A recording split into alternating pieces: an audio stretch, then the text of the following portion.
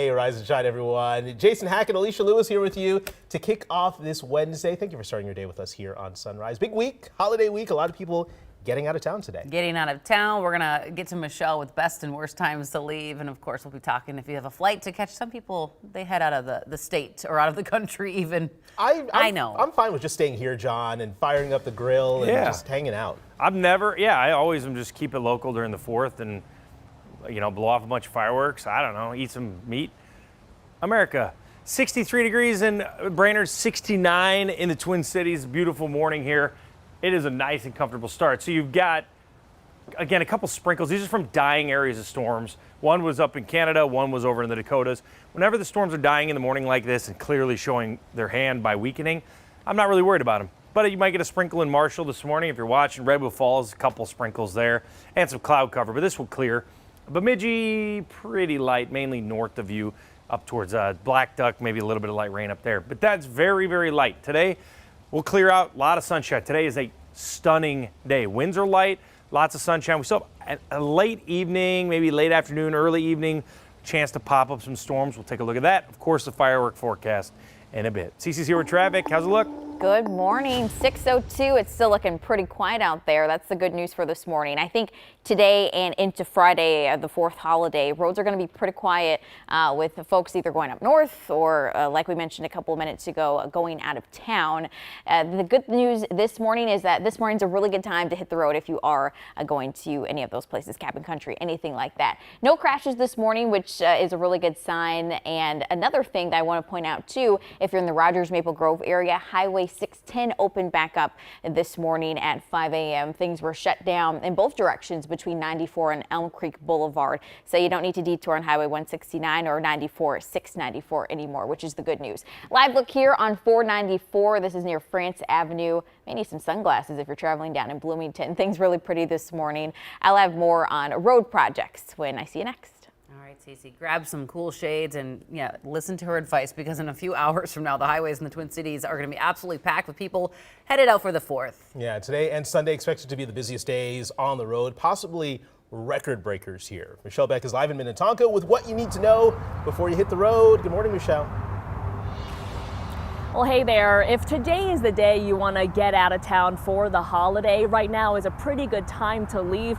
If not now, then just any time this morning. AAA actually gives a pretty large window for the worst travel times today, and that's going to be any time between noon and 9 p.m. Now, I'm sure a lot of people are thinking the same thing, that July 4th falls on a Friday this year. A chance for a long weekend could explain these record getaway numbers. AAA says to expect 72 million Americans to travel around the country for Independence Day. That's up by nearly 2 million travelers compared to last year, and a whopping 7 million more than in 2019. Now, AAA and Gas Buddy both share some good news that the price of summer holiday gas hasn't been this cheap since 2021. I just checked, and the nationwide average is about $3.17 a gallon. Back to you. Michelle, thank you. We're also keeping a close eye on flights in and out of MSP Airport this morning. So right now their website showing 5 canceled arriving flights and 2 delays, 1 canceled departure. And it looks like this holiday week might be a rough one for airports, especially out east. If you have a flight there, the past several days, severe weather has forced hundreds of delays and cancellations. TSA is expecting over 18 million travelers at airports this week, and they say you should get to the airport early and be ready for any possible delays. Sunday will be a very heavy travel period at airports, with people, of course, trying to get back home. We have to tell you about breaking news in Brooklyn Park. Right now, police are looking for the person who shot and killed a 17-year-old girl last night. This happened near Lakeland and 70th Avenue North just before 8. Police say a state patrol helicopter helped search for the suspect, but they haven't found them at this hour.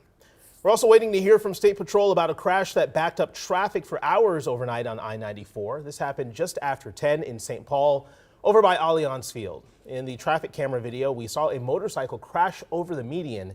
As soon as we learn more, we'll be sure to update you.